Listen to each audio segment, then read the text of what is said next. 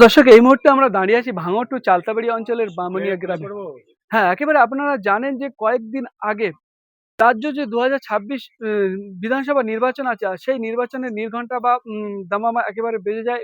নির্বাচনী আধিকারিক শ্রী জ্ঞানেশ কুমারজি তিনি কিন্তু নির্বাচনের নির্ঘণ্ট বাজিয়ে দেন, ২ দফায় রাজ্যে ভোট হবে। দিনের মধ্যেই ভাঙড় থেকে আবারও চাঞ্চল্যকর খবর উঠে আসছে যে এই মুহূর্তে আমরা যে জায়গায় দাঁড়িয়ে আছি, একেবারে এই জায়গায় কিন্তু বোমা বাঁধার অভিযোগ উঠছে। কেউ বা কারা এই জায়গায় কিন্তু একেবারে বোমা বাঁধে। বোমা বাঁধতে গিয়ে কিন্তু একেবারে দুজন এক্সপার্টের ডেট হয়ে গেছে, এমনটাই সূত্র মতো খবর পাওয়া যাচ্ছে। একেবারে কিন্তু সেই জায়গায় পুলিশ প্রশাসন তারা তদন্ত খাতিরে তারা একেবারে ঘিরে রেখে দিয়েছে, সেখানে আমাদেরকে যেতে দিচ্ছে না। তাতে প্রমাণ হলো আজকে যে 2023 সালের পর থেকে ওই নটোরিয়াস ক্রিমিনাল ভাঙড়ের জমিনের দায়িত্বে আসার পরে, এটা আজকে বলে না, এটা একাধিকবার আমি ওই নটোরিয়াস ক্রিমিনালকে জিজ্ঞাসা করতে যাই, বারবার আমাদেরকে বলে সমাজ বিরোধী কি নাম আর জিনিসটা খায় না আমাকে, আমরা জানতাম না।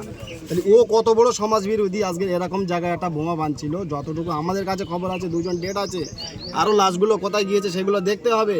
এটা এই ইতিহাস প্রথম ভুলে গেলে হবে না। 2023 সালে আমাদের কাছে যতটুকু খবর আছে, ক্যানিংয়ের মা বোন যাদের এখনও তাদের স্বামী ঘর ছাড়া, যাদেরকে বলে রেখে দিয়েছে তোমার স্বামী বাইরে আছে, পুলিশে ধরবে, এগুলো আপনারা তদন্ত করুন। আজকে যে ক্যানিংয়ে জীবনতলা থানায় একটা কনস্টেবল না মারা গেলে আমরা জানতে পারতাম না ভাঙড়ের জমিনে এসে কতজন মানুষ মারা গিয়েছে। ওর হয়ে এই জায়গায় লড়াই করতে এসে কতজন মানুষ প্রাণ হারিয়েছে। একটা মহিলা আমার বোন প্রাণ হারিয়েছিল ক্যানিং থানায়, জীবনতলা থানায়। তার বডি যখন উদ্ধার করা হয়, তার তখনই বোঝা যায় যে তার বাবা ভাঙড়ে এসে লড়াইতে এসে তার আব্বা শহীদ হয়েছিল, মার্ডার হয়েছিল। তাহলে এই জন্য আমাদেরকে বলে সমাজ বিরোধী না হলে এই যাক 2টো লাশ পড়ে। আজ ভাঙড়ের জমিনে কি করতে চাইছে?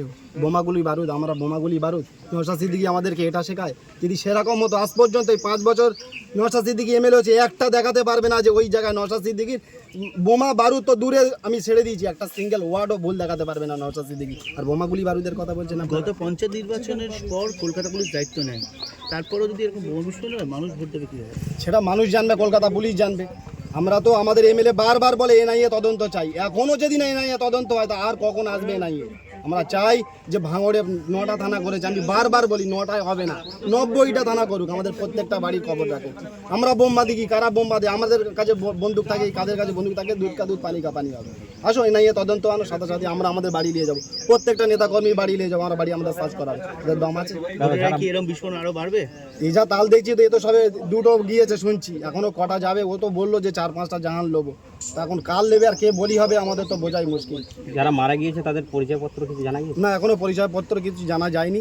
সময় হোক, আপনারাও বুঝতে পারবেন, আমরাও দেখতে পাবো যে মানুষগুলো কোথা থেকে আসছে আর কীভাবে ভাঙড়ের জমি নিয়ে এসে বোম বন্দুক রেখে দিয়ে চলে যাচ্ছে, বোম বাঁধছে, এই জায়গায় বোঝা যাবে তারা কারা যারা মারা গিয়েছে। আমাদের কাছে যতটুকু সূত্র মারফত খবর আছে বাইরের লোক, ক্যানিংয়ের লোক। কিছুদিন পূর্বে বিধায়ক শওকত মোল্লা বলেছিল যে ভাঙড়ে যতই লাশ পড়ুক ভাঙড়কে আমরা চাই। মূলত আপনি কি মনে করছেন, তারই প্রতিফলন এটা? তারই প্রতিফলন এই চালতেবেড়িয়ার জমিনে আমার রাজ্জাক ভাই।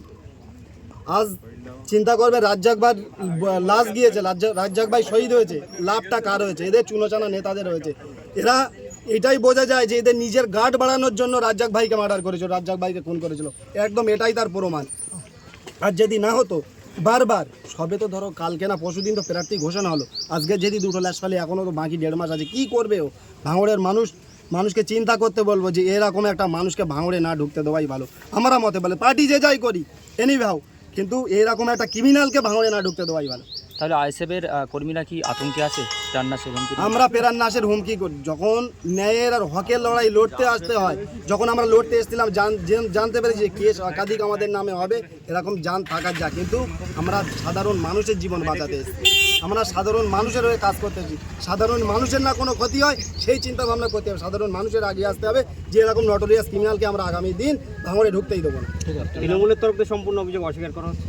আবার বলে এই জায়গাটা টিএমসির অভিযোগ করছে। যদি আমাদের কোনো ক্ষমতা থাকতো, আশা করছি এই কলকাতা পুলিশ, কলকাতা বিজয়গঞ্জ বাজার বলো বা বলো, আমাদের আইএসএফের এরকম পারিন্দা এই জায়গা ঢুকতে দিত না। ওরা আজকে জায়গায় ঘা পড়েছে বলে ওরা এরকম করছে। এই এলাকার যারা তৃণমূল কন্টেস্ট হিসেবে তারা বলছে যে আইএসএফের লোকজন বোমা এখানে মেরেছে বা বোমা তারা। তো আমরা তো বলছি, আমাদের এমএলএও বলছে এনআইএ তদন্ত করুক, আর ওরা একটা প্রমাণ করে দেখুক। আর যে লাশটা পড়েছে, প্রশাসনের কাছে অনুরোধ করবো, আপনারা ইমিডিয়েটলি লাশ রিকভারি করুন, তদন্ত করুন, দুধ কা দুধ পানি কা পানি হয়ে যায়। আপনার নাম বলছে? কারিমুল ইসলাম, ভাঙড়ের নেতৃত্ব।